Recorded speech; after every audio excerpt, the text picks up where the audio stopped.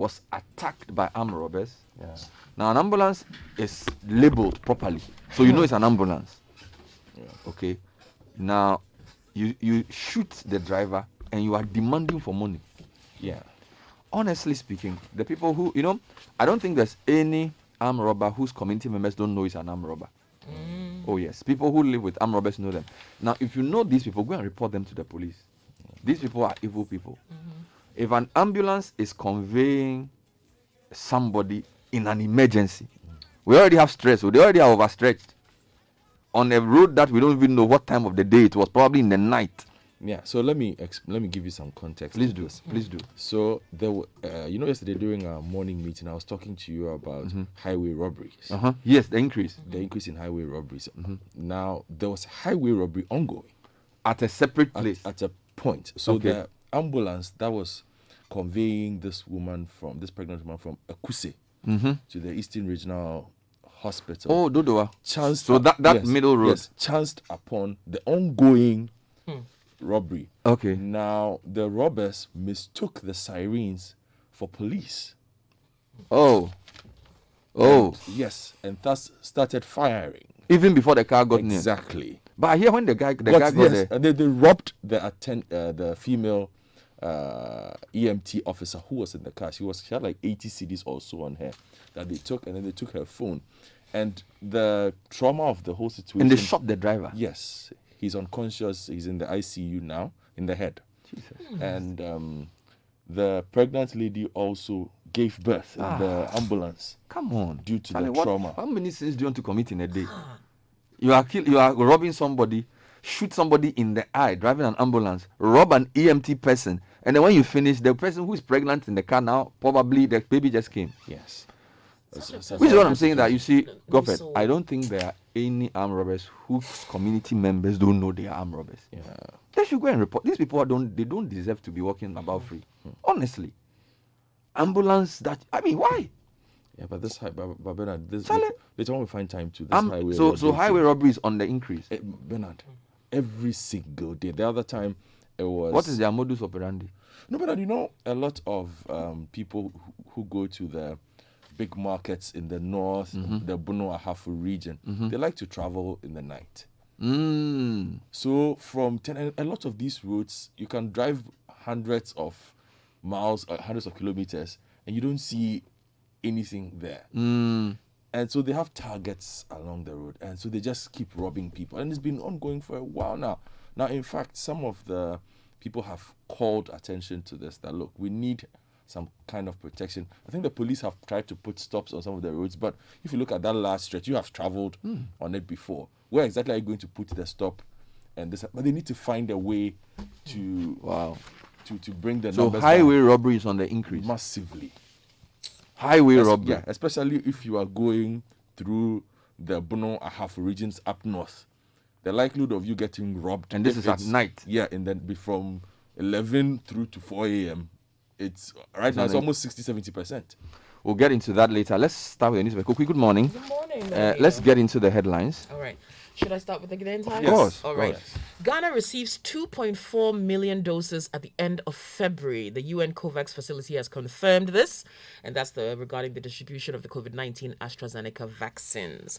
President Akufo-Addo gets ECOWAS chair's second-term nod. Health analyst urges burying of used nose masks. Yeah. Burying. Okay. Yeah, of the used ones to dispose of them. And nightclub manager arrested for attacking police. That's on the front page. Of Are the they Ghanaian Times. biodegradable though? Yeah, that's the thing. Yeah. Page of the Daily Graphic. Nuisance. Yes, I agree. Nuisance. Billboards clatter across streets. Ceremonial routes not spared. There's a photo by Maxwell Oklu showing parts of a road, Dakwa J Avenue in Adenta. Bernard, you should know this area. Yes, plenty signboards there. President Akufo-Addo elected ECOWAS chairman. Will continue to make huge savings for country. Audit service assures, and Rojo Metal Nunu testifies today. The Chronicle. Armed robbers open fire on woman in labor. There's the story, Godfred, that you were talking about. An ambulance driver also shot. Also, read the blow-by-blow account of today's election petition in Monday's issues. They're prompting us. You know, the Chronicle has been printing the transcripts in there. Akufo-Addo retained as ECOWAS chair, and John Kuma advocates for legislation on crowdfunding in Ghana. Daily Guide's front page says Judgment Day for Takrady girls kidnappers. Missing baby saga. 3 mothers petition EOCO. And then you have the story of Akufo-Addo being re-elected as ECOWAS chair. Also the front page. And 15 MPs get COVID, says Speaker. The new Weekend Crusading Guide, you're going to like this. MPs attack Speaker over threats to publish their COVID test status. All right, Akufo-Addo continues for second term as ECOWAS chair. I'm not an autocratic leader, says the Fantiakwa South DCE, and he's refuting claims.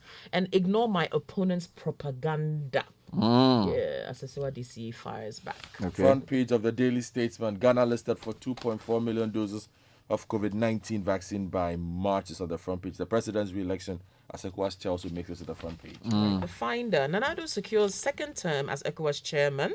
Africa Legal Associates completes engagement with Imara on monetization of gold royalties project. Zipline delivers 1 million vaccines to hard-to-reach areas.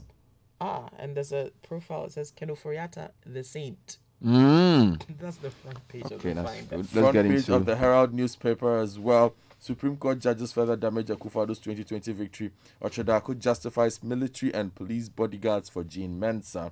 And then there's a story of BMW Group and other global giants oppose mining in Etiwa Forest. Right, the Ghanaian Observer. War on COVID-19. Government releases 1.2 billion Ghana cedis for free water and electricity relief package. Akufo-Addo re-elected ECOWAS chairman. 2020 election petition. Supreme Court resumes sitting today. Ejuso MP urges legislation on crowdfunding. That's John Kuma. And NLA and KGL set to lead government digitization drive. Finally, from me, Bernard, front page of the BNFT. Unutilized gas menace to increase. Government already paying over $700 million annually.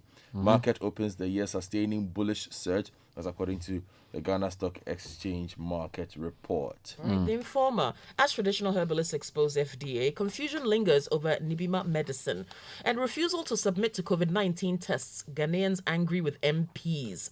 Ataicha accuses Keno Foriata of sabotaging him by stifling his ministry of needed funds. And EC boss deserves protection, says security analyst. Let's get into some news online. CitiNewsroom.com. Parliament is where we start from. It says Parliament to sit only twice a week after 15 MPs and 56 staff test positive for COVID. Meanwhile, shut down Parliament for 14 days over COVID infection. This is Dr. Clement Park. Now, other stories. Muhammad files Metal Nunu's witness statement. Supreme Court to resume hearing petition today. Meanwhile, university senior staff strike intensifies at KNUST despite court order. And UG lecturers react to Commonwealth Hall students' insults over an next project. Godfrey, why? Now, what is that? If you go to Major Online, I was misled by EC officials to sign some collation sheet. Metonunu tells Supreme Court. Also, post-COVID complications killing many who have recovered. This is a rich hospital medical doctor. And GMA says FDA has not approved hydrogen peroxide as COVID-19 treatment. This follows the interview I did and a few other announcements earlier. And 40 students at Akosombo test positive for COVID-19. That's also my journal online. If you go to Star News, the Robert story is all over. Robert's attack ambulance with woman in labor, shoot driver. And then the, of course, election petition Metonunu files to testify for Mahama. And then, of course, Speaker says Parliament to sit twice a week.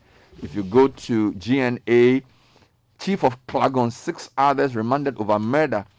Shraj calls on MPs to declare their assets. Those are the 2 stories I found interesting there. Guys, let's get into the details of the stories. Let's start from the ambulance. Yes. I think we had that yesterday. I have about 3 versions of the story. Eastern Region Armed Robbers Attack Ambulance. Yeah, in the Chronicle as well, they've captured that. So Yes. yesterday, a mother in labor coupled with complications was attacked and robbed at Edukrom in the eastern region. The vulnerable pregnant woman was being taken to the Koforidua Regional Hospital in an ambulance. They list the ambulance's registration number there. The driver of the ambulance, whose name was not readily known at the time of this report, was shot in the head. Both the mother in labor and the driver were rushed to Tetakwashi Memorial Hospital after the incident. However, because of the critical state of the driver's injury, he he was referred to the Kolebu Teaching Hospital. The acting PRO at the Eastern Regional Police Command, Sergeant Gomado, confirmed the incident when he was contacted. He gave the assurance of updating us on what's happening, and according to him, investigations have begun. The details we have online, citynewsroom.com. At 1:30 a.m., the team ran into 8 armed robbers, as Godfrey said, at Adebiase, who shot the driver of the ambulance and extorted monies from the occupants. And as you said, Eastern Regional Administrator Manager for National Ambulance Service, Felix also said the driver is currently at Kolebu Teaching Hospital receiving treatment. Now, upon seeing the ambulance with the siren and the beacon lights, they thought it was the police who were coming. So they started shooting. They targeted our EMT driver and shot at the windscreen and side mirror. Now, after they finished the operation, bystanders came round and helped the EMT driver together with the others at the patient's compartment. There was a pregnant woman in the ambulance. They ignored all this and started searching the EMT who was treating the patient in the ambulance and started demanding cash. Okay, so that's the angle we have here, and then there are other various. Yeah, well, let me also give you other stories then. Since we've started from crime and society, there's a missing baby saga that has gripped the nation. Remember the baby harvesting? Yes. Yeah, if you go to the front page of the Daily Guide as well, 3 mothers petition Iyoko. 2 weeks after the arrest of 11 persons involved in alleged baby harvesting activities, 3 people have petitioned Iyoko to look into circumstances that led to their babies going missing. The claimants filed different petitions to the Iyoko from the Suzanne Clinic at Latebio Okoshi Accra, where one of the medical doctors of the alleged syndicate operated from, while the other facilities where the babies were alleged to have vanished were mentioned as Kolebu Teaching Hospital and the Greater Accra Regional Hospital. The mothers, according to Iyoko officials, claimed they were just told their babies had died by doctors responsible for their deliveries, but were never showed the dead bodies of the babies. Per their account, 2 complainants said their babies were male, while the other claimed her baby was female. They all claimed that the babies were well, but within a few hours in each case, they were respectively told the babies had died, even though they were all not allowed to see the bodies. And according to the story, Yoko has confirmed this and has commenced investigations into the complaints. More crime stories. All right, here in Ghanaian Times, photograph of human skull and bones tendered in evidence. That's on page 3. And then nightclub manager arrested for attacking police. You mentioned a certain lounge yesterday, Shisha Lounge. They've got the story here about It's the same manager. place? Yeah, he's been arrested for attacking police who were trying to shut them. Can you imagine? You see, Double law breaking, it's just impunity, and a lot of. everywhere. I don't understand. I don't understand this. So, Heliwan Bilal Look at that. of Lounge Nightclub, who is in the custody of the police, was reported to have torn the uniform of a policeman and damaged the boots of 2 others. Boots torn. The Accra Regional Police Public Relations Officer, Ifia Tenge, disclosed this to the Ghanaian Times yesterday. She said on January 3rd at about 3:30 a.m., police patrol team dispatched to enforce COVID-19 protocols. They went to Shisha Lounge at Usu. They found the facility functioning. When the manager, the one, Heliwan Bilal, was confronted by the police, he rained insults on them. Look at that. And in an attempt to arrest him, a crowd rushed on the police Hey! and attempted to disarm the team leader, but A they were crowd repelled. of revelers who are. I hope the police took all of them and put them in the I can't bucket of the even- pickup and sent them to. So when these people are trying to do their job, Yeah. they are met with this kind of resistance I and hope, attacked. I hope the police overpowered them. Yeah, apparently they were able to repel those who were trying to attack them or overpower But why them. do you attack a police? Are you sick? Like, why you? Imagine if the gun goes off. It's a different story. Now let's go to Parliament. 2 quick things, guys. Yeah, we are doing Parliament COVID, is going so- to be shut. Oh, no, not shut. It's going to be running shift system. Shift, yes, it's good. Do you have the details? Yes, I have the details on page 19 of the Daily graphic. Says And we are told how many MPs have tested positive. 15 MPs and 56 parliamentary staff test positive for COVID-19. Now, the Speaker, Mr. Alban Bagbin, who announced this on the floor of Parliament and of the House yesterday, said Parliament will from next week sit only on Tuesdays and Thursdays as part of the measures to curb the spread of the virus. And staying on COVID, Bernard, 4 persons have died of COVID-19 in the Bono region. Cases have reached 685 with 645 recoveries. And I think you have the national picture. I have a lot of COVID stories. Okay, give me some. Let me just wrap up on the Parliament. So whilst you're saying Parliament is going to run twice a week, one of the MPs is saying that Parliament should be shut down for 14 days for COVID infection. So MP for Bulsa South, Dr. Clementa Parks, has called for the shutdown of Parliament for 14 days. He insists that this is the best option for the House. Now, the Speaker announced that they will sit on Thursdays and Tuesdays, as you said. Only members of Parliament and members of staff who are needed for the business of the House on those days will be allowed in the precincts of Parliament from next week, Mr. Babin said. But Mr. Park, in in a post via a social media handle, called for the total shutdown of the House for all MPs and staff of the House to isolate for 14 days.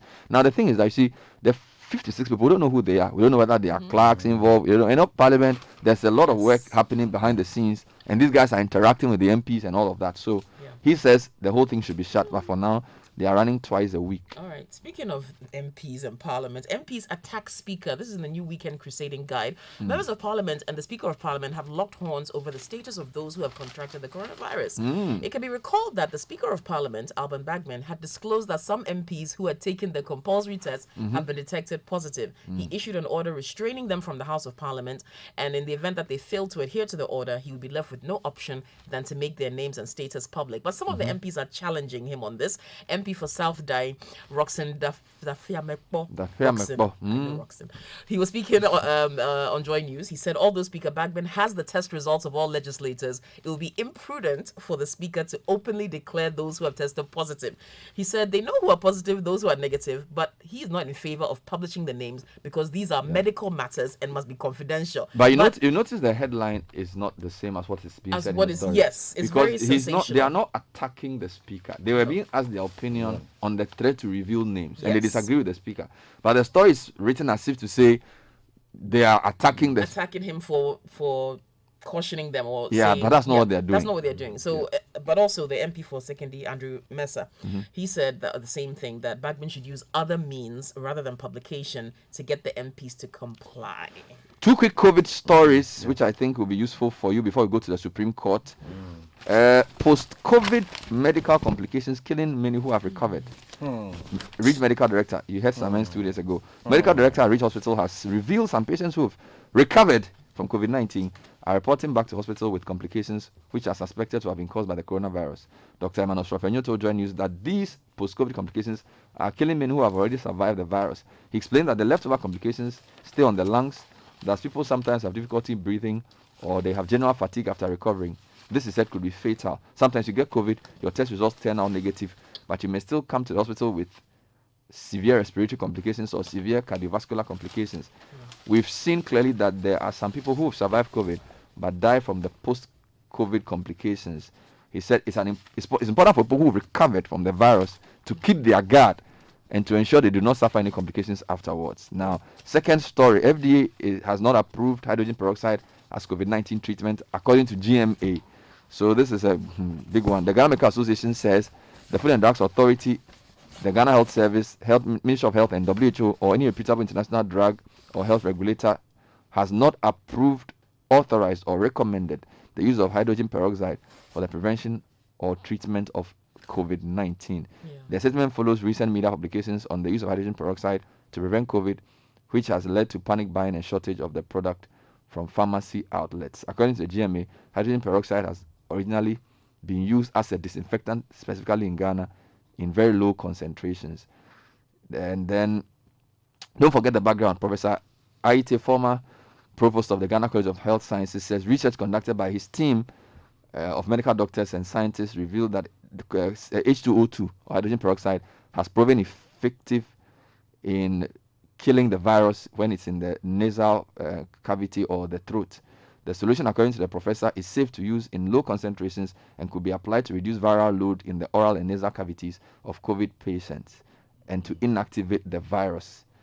So this is an ongoing discussion and a conversation. Yeah, with regard to what you were saying about other complications after COVID, if you go to the Ghanaian Times, page 21, Dr. Akotuampo, who is the medical director of the Eastern Regional Hospital, has appealed for the establishment of a kidney dialysis center at the hospital to scale up healthcare service. Now, he's saying this because the need for such a center has become relevant with the coronavirus disease pandemic because it aggravates the situation of people with renal conditions. So people who have kidney issues, and some people are getting worse kidney issues after having COVID, we need more services for them. And we all know how kidney treatment is expensive. Let me take you to the courts now, Yes, Bernard. yes. On page 20 of the Daily Graphic, Rojo Metilnunu testifies today. Mr. Robert Joseph Metilnunu, one of the representatives of the National Democratic Congress, the Electoral Commission's strong group during election 2020, has filed his witness statement in support of the petition filed by former President John Dramani Mahama.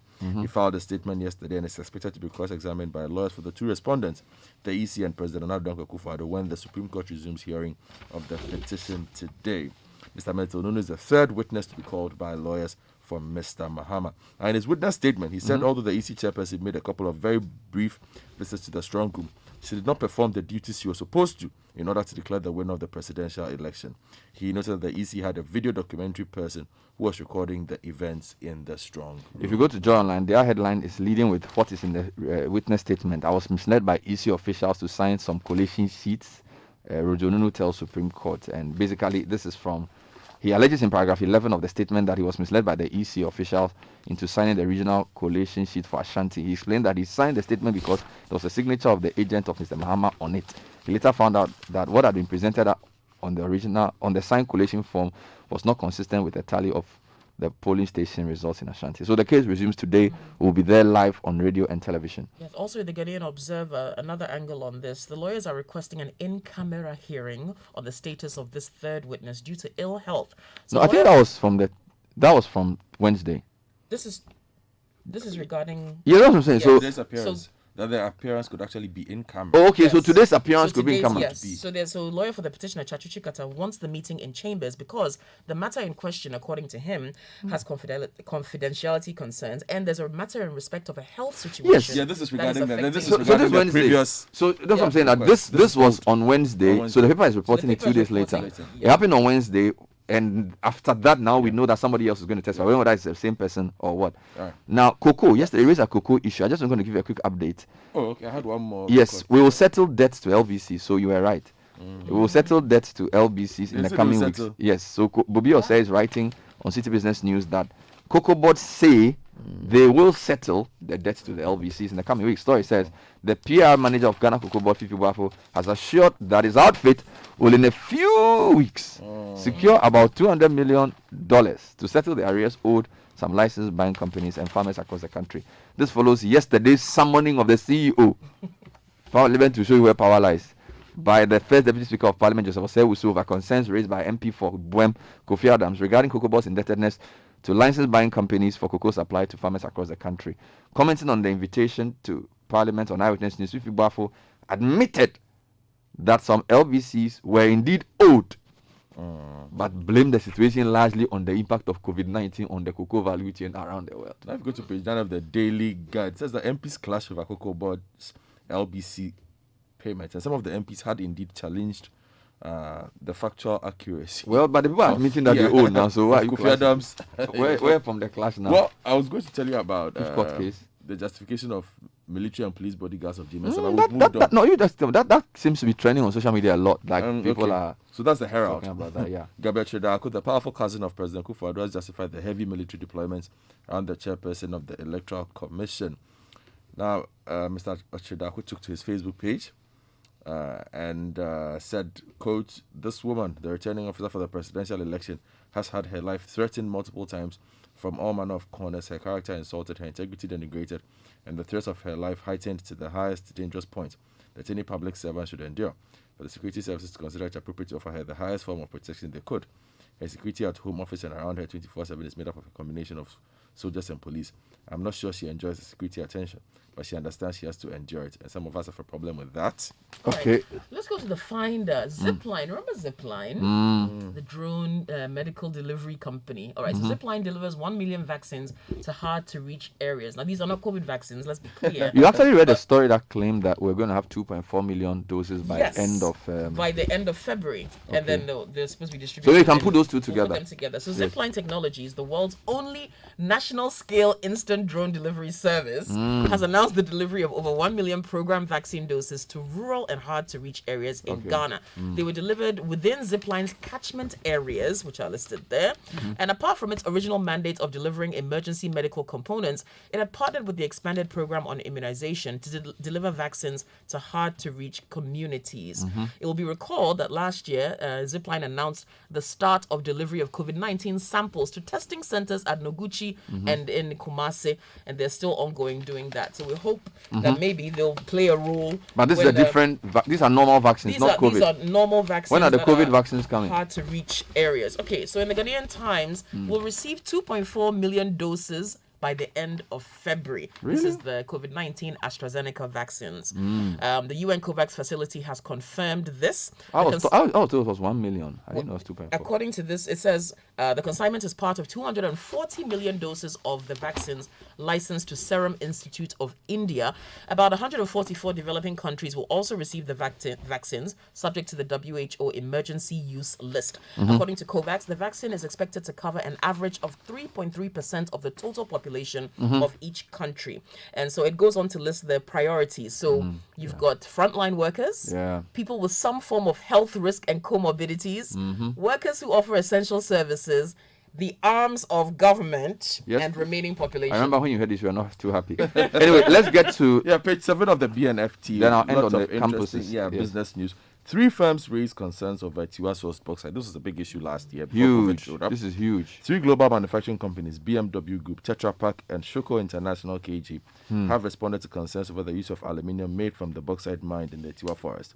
Their positions have been communicated in letters to the concerned citizens of the Tiwa landscape, the grassroots movement advocating against bauxite mining in the Tiwa.